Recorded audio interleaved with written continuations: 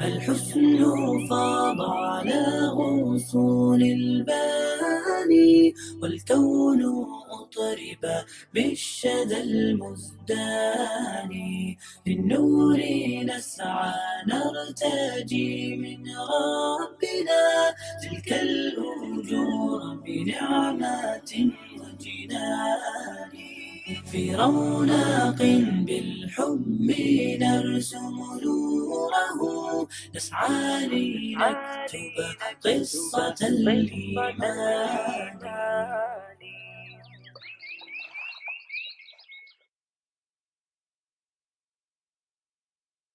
Assalamu alaikum et bonjour, bienvenue dans l'émission Allah m'a guidé.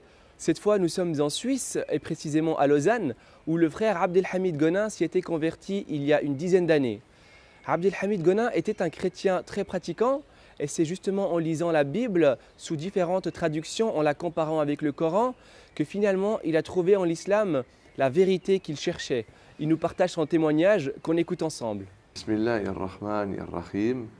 Au nom de Dieu, le tout clément, le tout miséricordieux.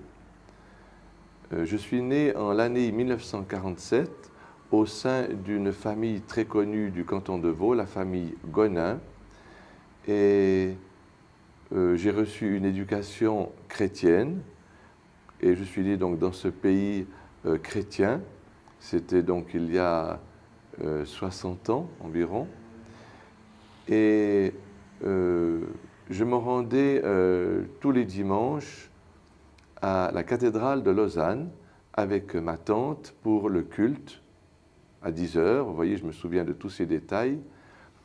Et à l'âge de 18 ans, j'ai eu une question que je me suis posée en lisant la Bible dans le livre du Deutéronome au chapitre 18, où Dieu annonce à Moïse la venue d'un prophète semblable à lui pour les fils d'Israël. Et dans l'Acte des Apôtres, au chapitre 3 et au verset 27, celui qui a écrit cet Acte des Apôtres nous dit que ce prophète qui est annoncé à Moïse, semblable à lui, est Jésus. Or, je me souviens à l'époque, cette question m'avait interpellé. Et j'avais demandé à ma tante, mais c'est étrange car Jésus n'est jamais un prophète comme Moïse. Et ma tante m'a répondu, je ne peux pas te répondre, il faut demander cela aux théologiens.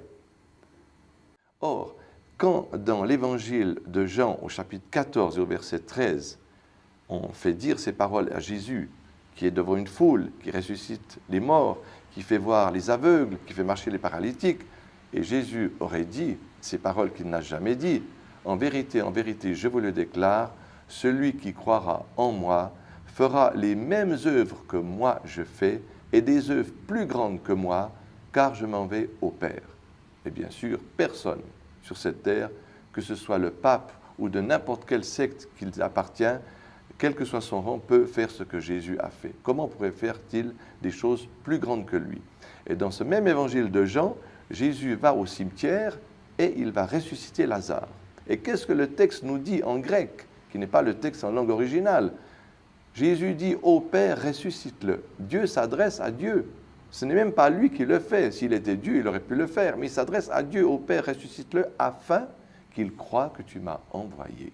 Donc le miracle est là pour prouver que Jésus était véridique, ce que dit d'ailleurs le Coran. Dans le Coran, c'est Al-Samiri qui a fabriqué le veau d'or. Dans la Bible, c'est le prophète Aaron. Or, les prophètes dans l'islam ont été immunisés par Dieu, c'est-à-dire que Dieu les a choisis. Pourquoi? Parce qu'ils étaient des exemples à suivre et Dieu les a protégés de commettre des grands péchés et ils ne pouvaient pas aussi mentir dans le message qu'ils avaient à transmettre de la part de Dieu. D'accord? Et il y a aussi, il y a beaucoup d'autres preuves, mais par exemple aussi une autre preuve, dans le Coran, l'ange Gabriel, le Saint-Esprit, c'est l'ange Gabriel, tandis que dans la Bible, le Saint-Esprit, c'est Dieu lui-même. Donc je ne peux pas croire que les deux sont justes. Je suis obligé de croire ou bien le Saint-Esprit est Dieu, ou bien il n'est pas Dieu, il est l'ange Gabriel, ou bien c'est Aaron, le frère de Moïse, qui a fabriqué le veau d'or, ou bien c'est Al-Samiri. Vous voyez? Donc il y a beaucoup d'autres exemples, et j'ai donné 2 exemples qui sont absolus. C'est donc la connaissance profonde du Coran et de la Bible par laquelle Dieu m'a amené à cette croyance qui ne comporte pas de doute. Ça, je peux dire que c'est la colonne vertébrale de mon expérience. Quand j'ai effectué ce premier pèlerinage, je m'étais rendu à Médine pour prier dans la mosquée du prophète Mohammed, paix et bénédiction soit sur lui, et pour aller le saluer là où il est enterré, donc dans son tombeau qui se trouve maintenant à l'intérieur de la mosquée.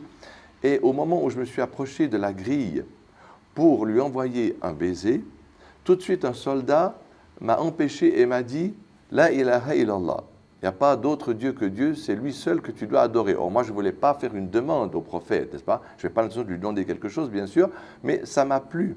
Ça m'a plu parce que j'avais l'habitude d'aller à l'église, par exemple catholique, dans ma deuxième phase du christianisme, où je priais évidemment Dieu, je demandais aussi à Jésus, je demandais aussi à Marie, n'est-ce pas? Donc, de m'avoir rappelé ce commandement de n'adorer que Dieu, de n'invoquer que lui, ça m'a en fin de compte beaucoup plu.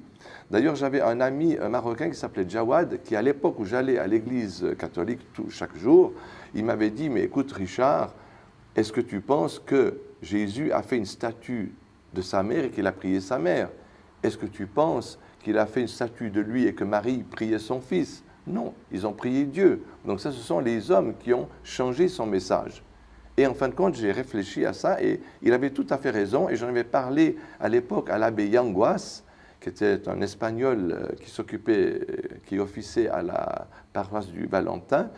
Et il m'avait dit, mon fils, attention, tu ne peux pas aller directement à Dieu. Tu dois passer par Jésus et Marie, car tu as fait trop de péchés. Et j'avais continué encore pendant 1 année et 2 ans à fréquenter l'église catholique jusqu'à ce que Dieu m'a éclairé dans son livre, le Coran, de la vérité. قد حاز من دنياه حفظا للكتاب والثوم دامع فرحكم يا فخركم أنتم شعاع الشمس إن حل الغياب ها قد تنام حلمكم من مثلكم قد حاز من دنياه حفظا للكتاب والثوم دامع فرحكم يا فخركم أنتم شعاع الشمس إن حل الغياب فلتخبروا من بعدكم من زاركم أن العطايا حفظ أين واكتساب فمبارك طبتم وطاب غراسكم ودعتم خير المراتع باحتساب فلتخبروا من بعدكم. La famille Gonin est originaire de la France. Ils sont venus sous le règne de Louis XIV. Cela fait environ entre 400 et 500 ans, lorsque le roi Louis XIV, sous l'influence de Marie, de maintenant sa maîtresse, a persécuté les protestants. Donc ce sont les catholiques qui ont persécuté les protestants et c'est à cette époque que les Gonins ont émigré en Suisse. D'ailleurs, cette famille très connue a un illustre ancêtre qui s'appelle Jules Gonin, qui a découvert le décollement de la rétine. Et je me souviens, à l'époque, j'ai travaillé dans une agence qui était près de Chaudron. Et comme mon employeur m'interdisait de faire la prière sur mon lieu de travail, je me rendais pendant la pause au parc de Montbenon, juste derrière le casino. Et là, vous avez justement la rue Jules Gonin. Et je me disais qu'ici, au moins, on me laisserait tranquillement faire ma prière, ce qui d'ailleurs était le cas.